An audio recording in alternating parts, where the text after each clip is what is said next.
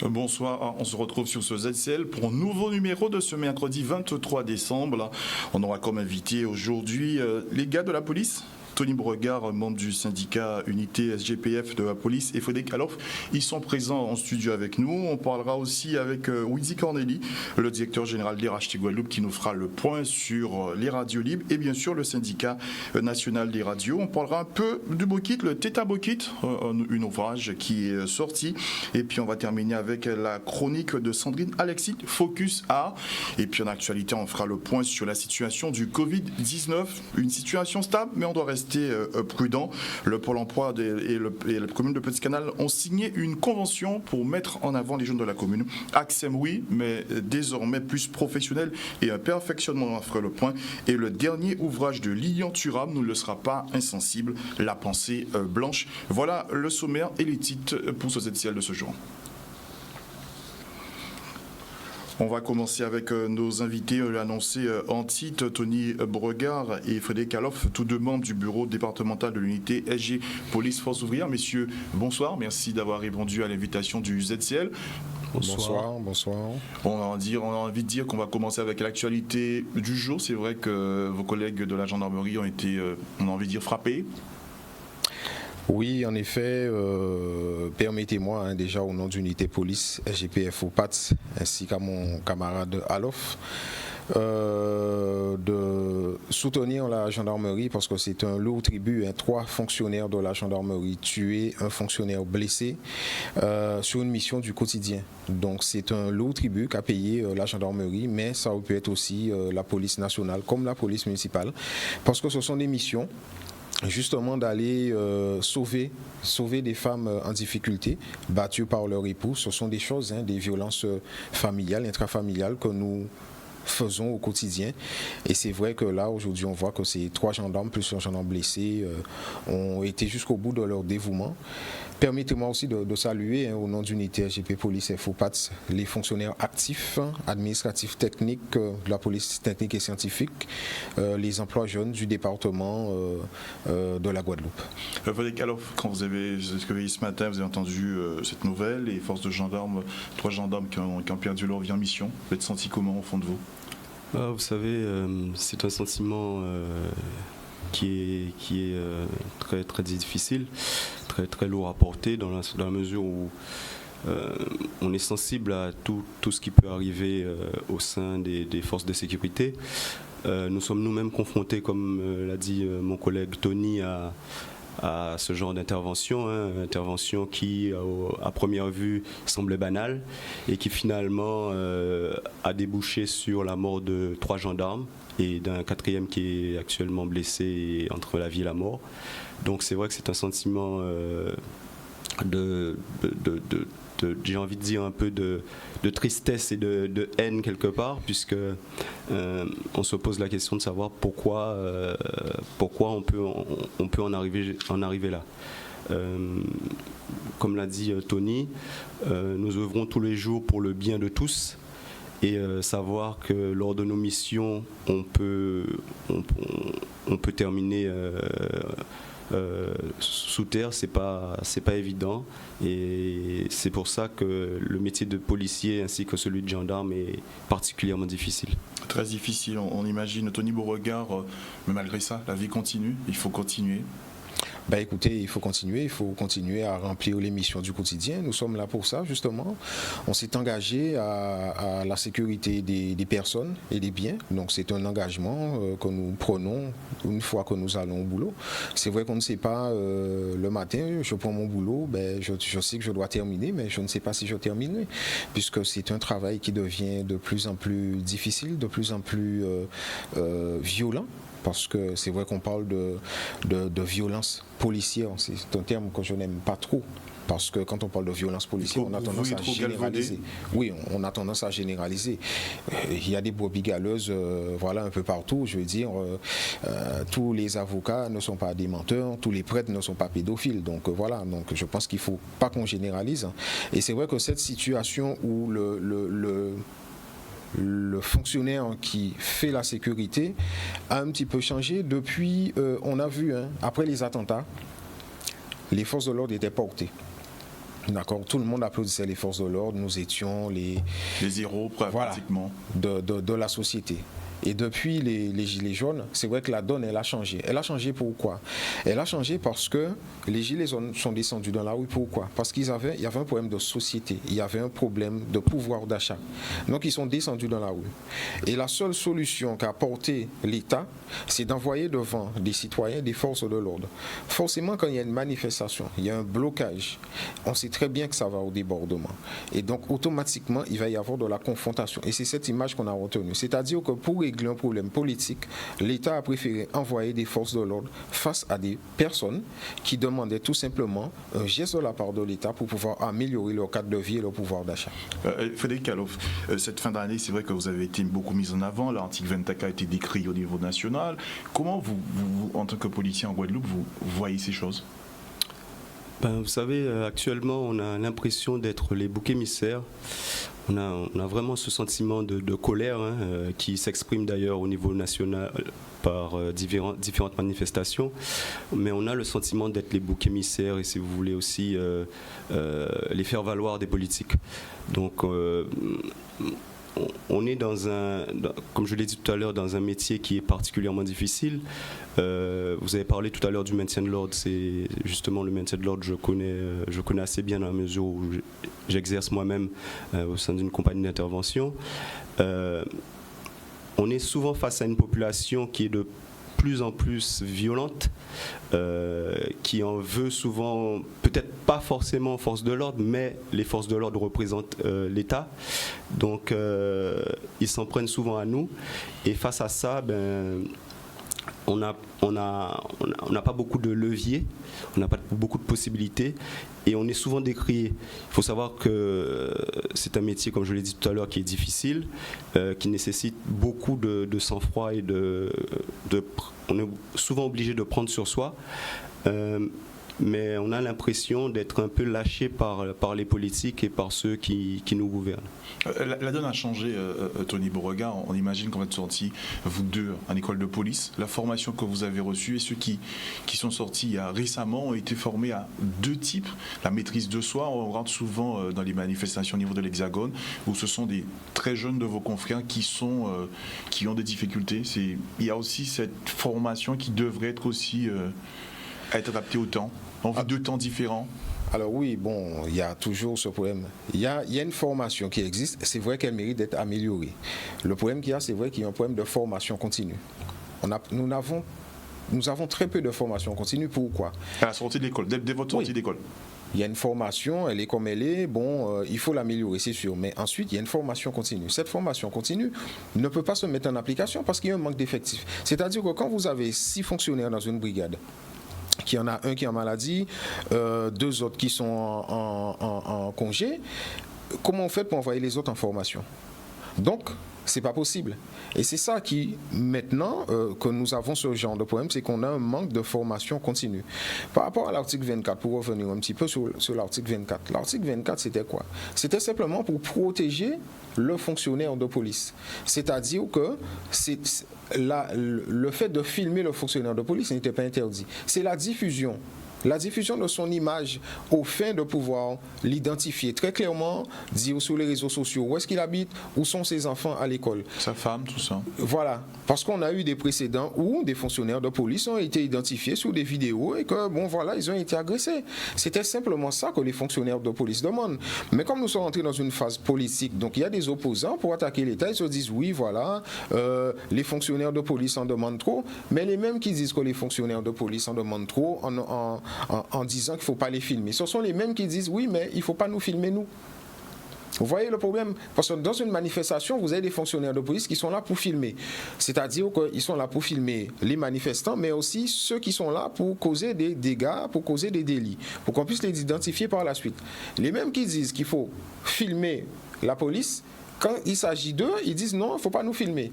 Donc nous sommes dans un système où c'est tout ce qui va aller à l'encontre des fonctionnaires de police, ça arrange tout le monde.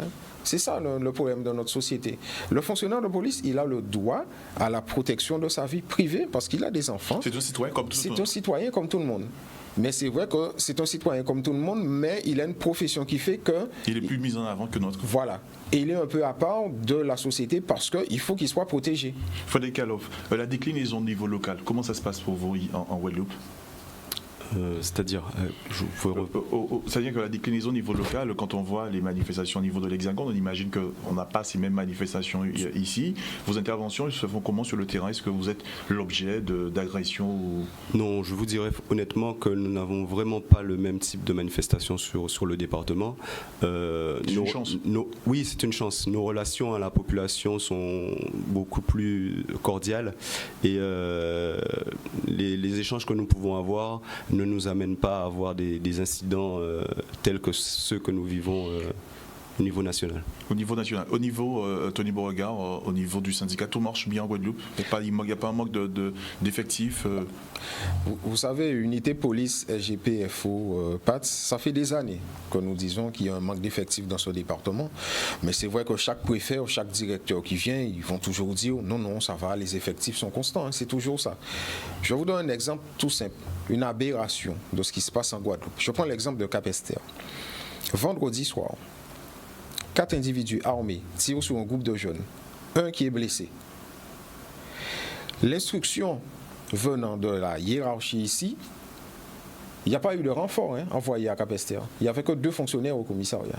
L'instruction a été donnée à l'enquêteur de permanence de récupérer un fonctionnaire au poste et d'aller sur les lieux pour faire des constatations. Vous voyez l'aberration du système, c'est-à-dire qu'on n'envoie pas de renfort, mais on dit aux fonctionnaires qui est de permanence, récupérez un fonctionnaire qui est au poste, allez sur place, voir ce qui se passe. Mais si les gars armés, ils étaient là, ils ne savent pas que ce sont des fonctionnaires de police qui viennent. Parce que vous savez, de nuit, dans un endroit sombre, vous êtes harnaché, vous avez votre gilet pare-balles, tout ça est sombre. On pouvait les prendre pour les personnes sur lesquelles ils avaient tiré. Et ils auraient pu tirer sur des fonctionnaires de police. On aurait pu aussi avoir 2 victimes, 2 blessés ou 2 morts parmi nos forces de l'ordre. Eh bien, vous voyez l'aberration du système. Tout ça pourquoi? Parce que nous avons des hauts fonctionnaires ici qui viennent pourquoi? Moi, je le dis, je n'ai pas peur de le dire. Ils viennent avec une idée de gestion comme si c'était des chefs d'entreprise. La sécurité doit être sanctuarisée. L'éducation, la santé, la sécurité, ce sont des domaines où l'État, normalement, ne doit pas se dire, il doit faire des calculs comme si on était dans une boutique. Non, la sécurité, on doit mettre les moyens qu'il faut. Et ça fait des années que nous disons que nous avons un manque d'effectifs. Je vous donne un exemple tout simple. La compagnie départementale, quand elle a été créée au début des années 90 pour remplacer les CRS, ils étaient environ 100, 130, 135 fonctionnaires. À un moment, ils sont descendus à 38 fonctionnaires. Et aujourd'hui, vous êtes combien Actuellement, nous sommes une quarantaine. Une quarantaine de fonctionnaires au niveau de la compagnie d'intervention. Ce qui veut dire qu'il y a un manque. Qu'est-ce qui peut provoquer de 138 à 40 ? Les différentes politiques qui se suivent, à savoir, il y a aussi un départ à la retraite de certains fonctionnaires qui ne sont pas remplacés. Et les politiques, les directeurs qui se suivent, qui veulent souvent mettre en place des réformes avec la création de nouveaux services. Et cette création de services se fait à régime constant, sans apport d'effectifs. Donc, comme nous étions sur le département le service avec le plus d'effectifs, donc il fallait un peu raboter. On a puisé là où il y en avait. Donc c'est pour ça que la compagnie d'intervention maintenant est réduite à un pot de chagrin. En dehors de la compagnie d'intervention, au niveau du secrétariat, au niveau de la partie scientifique, vous êtes comment? Toujours en manque d'effectifs? La police technique scientifique essaie de s'organiser. Donc voilà, on essaye dans les services de former ce qu'on appelle des fonctionnaires polyvalents, justement pour pallier au manque de l'organisation aussi de la police technique scientifique. Donc dans des services, vous allez prendre des fonctionnaires qui ont déjà une surcharge de travail, vous allez les former et comme ça, ça fait plus de monde en police technique et scientifique. Mais je veux dire, par exemple, quand vous avez une compagnie départementale d'intervention qui au début des années 90, ils étaient plus de 130, qu'est-ce qu'ils faisaient? Ils travaillaient sur la circonscription Pointe-à-Pitre-Abim-Gosier, ils allaient sur Cap-Esther, ils allaient sur Bastère. Ils étaient en renfort? Ils étaient en renfort. Maintenant, ça n'existe plus. Maintenant, chaque commissariat est obligé de se débrouiller. Mais nous avons aussi, moi, je n'ai pas peur de le dire, nous avons un directeur. Sa politique, c'est tout pour la ZSP, la zone de sécurité prioritaire. Ce qui se passe à Bastère ou à Cap-Esther. De la zone de la ZSP. Non, ça l'intéresse pas. Ça l'intéresse pas. Pourtant, Bastère, c'est le chef-lieu. Bastère, c'est quand même le chef-lieu. Et les fonctionnaires, ils ont des problèmes aussi d'effectifs. Pas plus tard que la semaine dernière, les collègues de la BAC, on les appelle pour un rassemblement qui devrait normalement tourner en bagarre. Quand ils arrivent sur place, sous l'esplanade, il y a 200 jeunes qui sont là. Il n'y avait que 3 fonctionnaires de police de la BAC, parce que les fonctionnaires de Bas-Terre étaient pris sur d'autres missions, au tribunal, à l'hôpital, parce qu'il y a un manque d'effectifs. Mais ça, on s'en fout. Et c'est ça le problème, parce que moi, je vous le dis, il faut qu'on arrête de nous envoyer des chefs d'entreprise pour gérer la police nationale en Guadeloupe. Il faut qu'on nous envoie des fonctionnaires des hauts fonctionnaires qui sont là pour donner de l'envie aux fonctionnaires de police de travailler. Et c'est pour ça que vous avez des fonctionnaires qui sont démotivés. Pas parce qu'ils n'ont pas envie de travailler, mais ils sont démotivés. Ils travaillent dans des conditions qui ne sont pas normales. On a des problèmes de véhicules, on a des problèmes d'effectifs, vous imaginez. Et on nous dit, voilà, écoutez, ce que vous faisiez quand vous étiez à 100, vous êtes à 40, vous pouvez le faire. Il faut arrêter. Tony Beauregard, cette situation quand même que vous alarmez, il y a quand même des parlementaires, les députés, les sénateurs, le président du conseil régional, tous ces élus qui sont présents, ils ne font pas remonter l'information à votre ministre de l'Intérieur pour pouvoir apporter des éléments nouveaux. De toutes les façons, ce sont des politiques qui ont déjà eu l'occasion d'être alertés sur nos difficultés. Nous les avons rencontrés à plusieurs reprises. Nous leur avons expliqué les problématiques qui nous concernent. Ils nous ont toujours dit faire le nécessaire pour faire remonter ces informations. Il s'avère que jusqu'à présent, nous n'avons pas eu de retour favorable par rapport à ça et que la situation reste en l'état. Donc à l'approche de ces fêtes, on n'a qu'à croiser les doigts alors. Écoutez, c'est pas seulement qu'à l'approche des fêtes. Je veux dire, ça fait longtemps qu'il faut se croiser les doigts dans ce département, puisque malheureusement, vous savez, le souci que nous avons, c'est que bien souvent, le politique se dit que la sécurité, c'est du domaine régalien de l'État. Ça, c'est vrai, c'est du domaine régalien de l'État. Mais, comme je dis, un maire, un sénateur, un député, un conseiller général ou régional, enfin, les acteurs politiques de ce pays ont leur mot à dire. Pas que les acteurs politiques, les gens aussi qui sont dans les associations, ils ont aussi leur mot à dire. Le citoyen a son mot à dire. C'est pas normal que vous ayez, par exemple, quelqu'un qui soit blessé par balle et que des fonctionnaires se retrouvent à 2.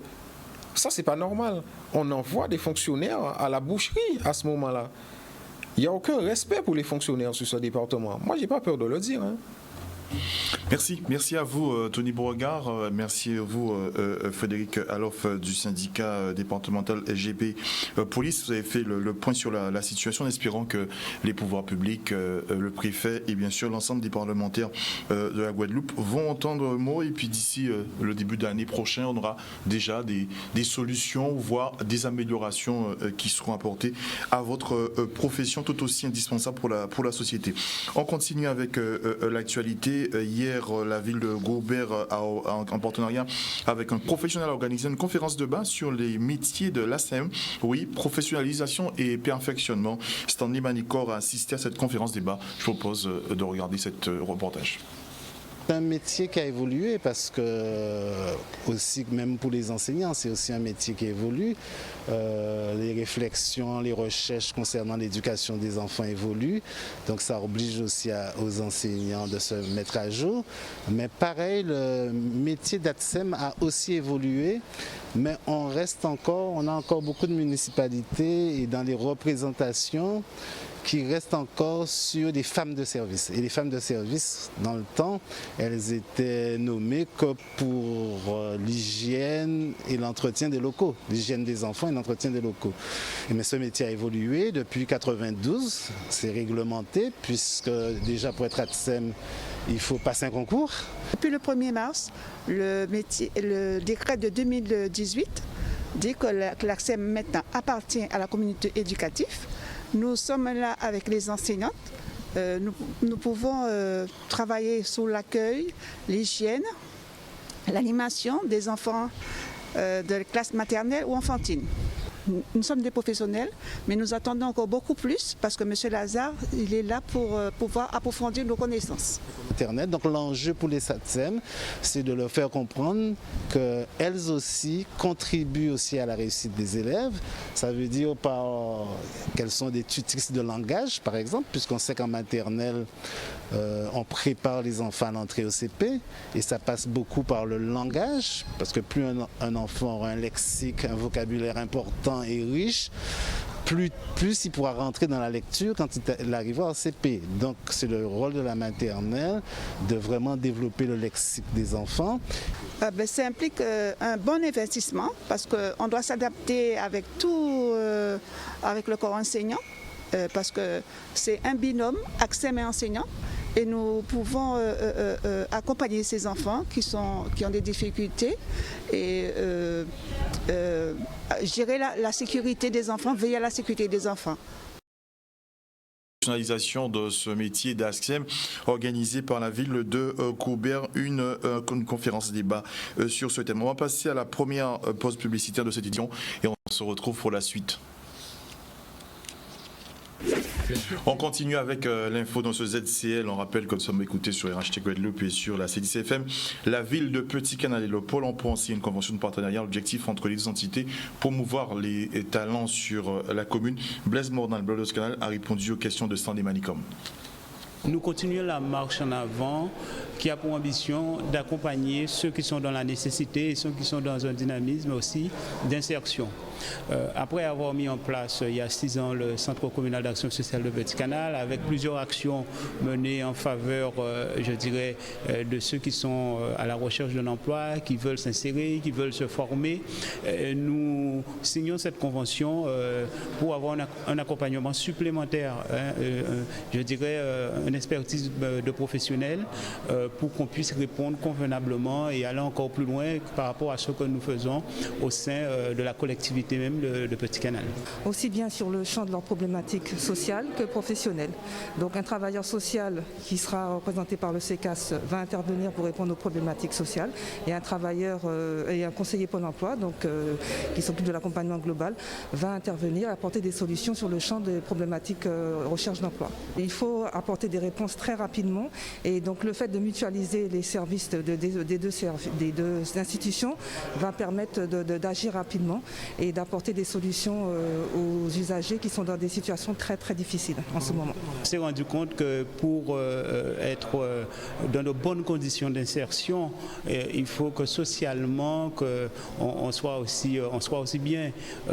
Quelqu'un qui n'a pas les moyens de pouvoir se rendre à une formation, c'est clair que même avec la meilleure des volontés, cette personne-là ne pourra pas réussir, ou bien si quand il va en formation, il ne sait pas ce qu'il va pouvoir dîner ou prendre comme petit déjeuner le matin avant de partir en formation, cette personne-là ne sera pas dans les bonnes conditions.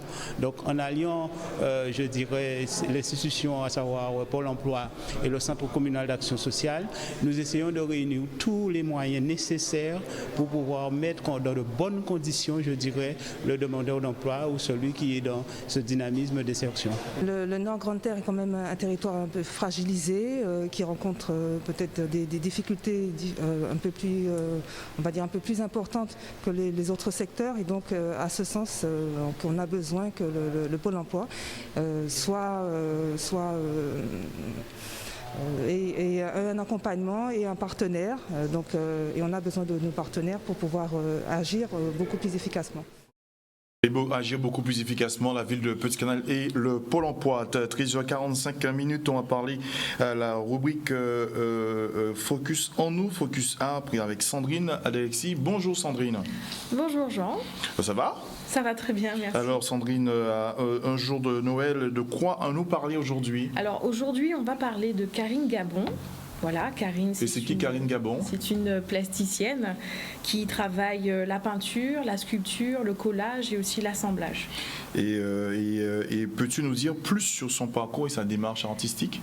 Alors, il faut savoir que Karine a commencé très tôt quand elle était jeune. Donc, elle a eu un cursus de plasticienne déjà dès le lycée. Ensuite, elle est partie faire ses études à l'école d'art en Martinique et elle a poursuivi en France à l'école des Beaux-Arts. À l'école des Beaux-Arts, quand même, une grande école, une école prestigieuse. Dans sa dernière exposition, elle parle de violence. Alors, dans sa dernière exposition, en fait, nous l'avons rencontrée il y a quelques mois de ça, à l'hôtel Arawak. Donc, elle a participé à une exposition collective, notamment avec Joël Nanquin et aussi Antoine Labajotte, qui faisait partie des exposants.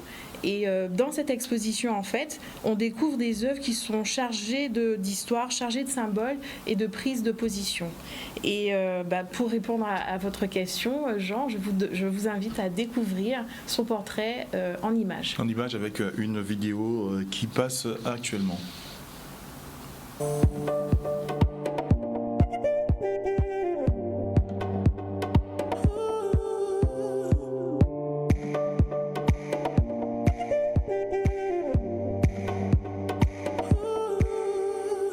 Dans le cadre de cette exposition des instruments de l'espoir, j'ai été contactée il y a très peu de temps par l'association ici et ailleurs.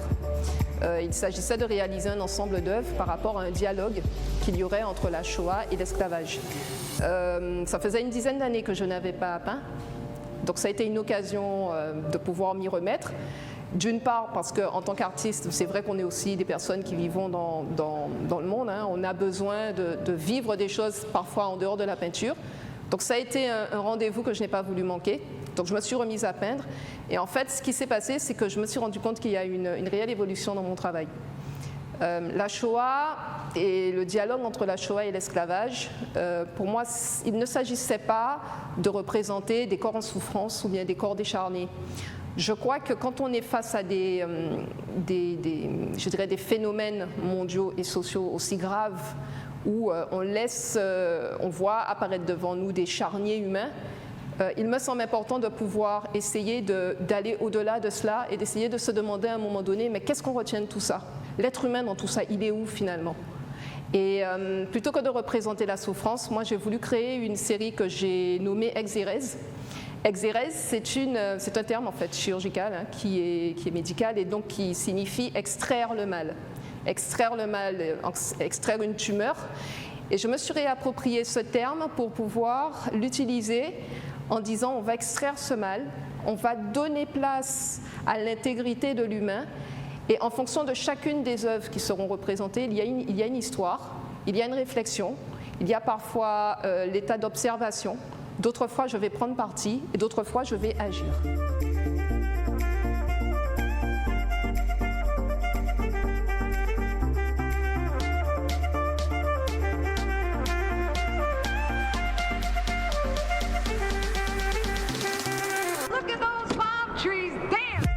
J'ai voulu, à travers mes œuvres, représenter un souffle, représenter un certain moment, une certaine sérénité, presque un état méditatif. Qu'est-ce qui, en fonction de ce qui s'est passé, ressort? Y a-t-il du désordre? Y a-t-il du bruit? Non, il y a un silence et il y a surtout une posture, je dirais, profonde par rapport à ce que c'est justement de ce que c'est que quand on va extraire le mal. Alors par rapport à l'œuvre dont on est en train de parler, l'œuvre que vous voyez ici qui représente effectivement Adolf Hitler, en fait, plutôt que de dire Hi Hitler, j'ai préféré dire plutôt que Hi Down, et plutôt que de dire Hitler, j'ai préféré dire Dodolf.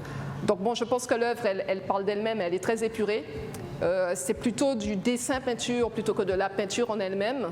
Et évidemment, comme vous pouvez le voir, la muselière était tellement bien appliquée à nos Ouest-Africains qui sont entre autres parmi nos ancêtres, qu'il m'a semblé tout à fait intéressant, voire judicieux, de pouvoir l'appliquer sur quelqu'un qui ne se serait jamais imaginé dans cette posture-là. De même, je lui ai aussi collé sur le front l'étoile des Juifs, qui était appliquée justement à nos frères juifs, justement pour, quelque part, d'où le fait que je suis en train de faire une exérèse, c'est-à-dire que je suis en train, quelque part, de manipuler le mal, je le retourne à l'envoyeur.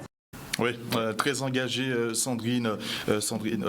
Karine Gabon. Alors, par rapport au mouvement social qui a eu lieu aux États-Unis par George Floyd, quelle était sa position?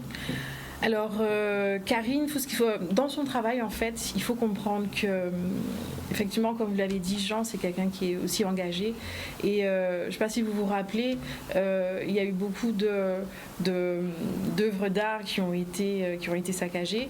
Et elle, sa façon à elle de prendre position, c'est de récupérer, comme l'exemple qu'elle a montré en parlant d'Hitler, de récupérer ce portrait qui est un portrait patrimonial, on va l'appeler comme ça, et elle récupère en fait ce portrait-là, elle se l'approprie, elle crée un langage, elle crée un dialogue avec ce portrait-là pour donner une note de provocation. Donc c'est comme ça qu'elle agit avec ses œuvres en rapport avec certains mouvements sociaux. On regarde un deuxième entretien avec Karine Gabon. Exactement. Regardons.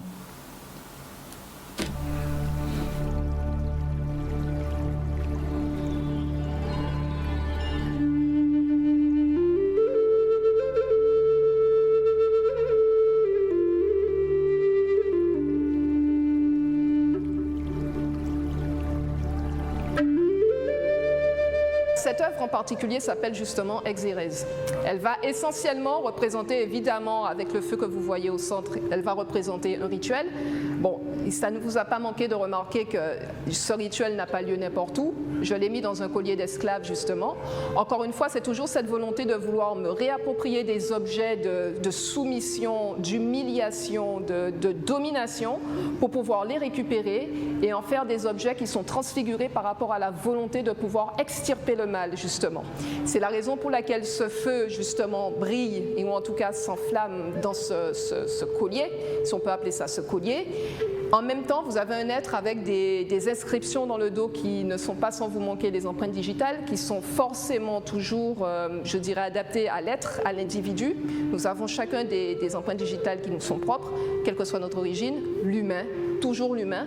Et il observe justement, au travers de ce rituel où il est en train d'extirper le mal, de la mémoire, qu'elle soit amérindienne, qu'elle soit indienne, qu'elle soit africaine ou bien même, pourquoi pas juive, puisque c'était aussi le thème, et où il y a, si vous voulez, des incantations qui sont en train de s'élever, qui sont descriptibles ou non descriptibles, et qui justement sont en train d'extirper, de laver, de purifier. Et c'est donc la raison pour laquelle, parmi les œuvres qui sont exposées ici, j'ai voulu nommer cette œuvre-là très précisément Exérèse.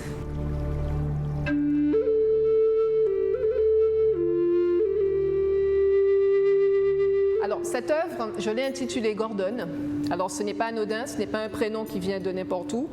En fait, ça m'a été inspiré d'une photographie que j'ai trouvée qui représentait un homme. Alors, ça date des années 1863. Il s'agissait d'un homme qui avait été évidemment esclavisé et il avait été fouetté jusqu'au sang. Et cet homme s'est retrouvé avec des séquelles et des cicatrices atroces au niveau du dos. Cet homme a fui donc les camps esclavagistes et il s'est enfui vers l'armée de l'Union qui l'a recueilli. Et donc, quand ils ont recueilli cet homme, ils l'ont accueilli. Quand ils ont vu les sévices que cet homme avait subis, ils lui ont demandé la permission de pouvoir le photographier dans cette posture pour pouvoir justement émettre des cartes postales et le diffuser au niveau de la Louisiane et au niveau des États-Unis pour justement dénoncer les barbaries que subissaient ces hommes. Et donc moi j'ai été touchée évidemment parce que c'est une histoire humaine qui n'est pas si éloignée de notre histoire à nous, de cet homme.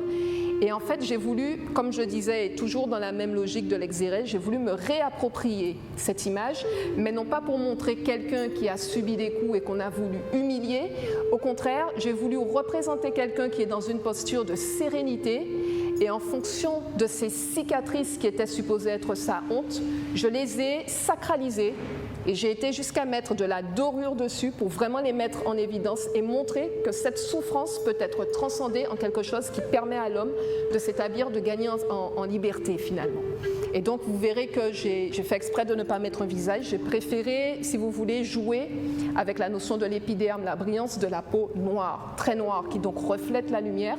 Et c'est la raison pour laquelle vous avez les cicatrices finalement de cet homme que je me suis réapproprié et qui brillent comme des pépites d'or finalement. C'est cela, si vous voulez, mon action et ma prise de position par rapport au fait que quand on va humilier l'individu et quand on va vouloir le rabaisser, c'est aussi ça aussi quelque part notre rôle à nous artistes, c'est pouvoir récupérer tout, je suis un peu tentée de dire tout ce ramassis et pouvoir en faire quelque chose en lui donnant une autre dimension.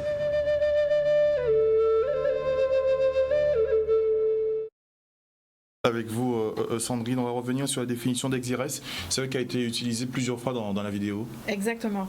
Alors, comme a dit Karine, la définition de Exires, c'est une intervention chirurgicale qui consiste à retirer dans l'organisme l'élément qui est nuisible ou l'élément qui est inutile. Donc, dans son approche, dans sa façon de travailler, c'est exactement ce qu'elle fait en fait. Elle parle d'extraire le mal. Elle dit qu'elle s'approprie en fait des objets de domination afin d'extirper le mal et de donner une autre dimension en fait.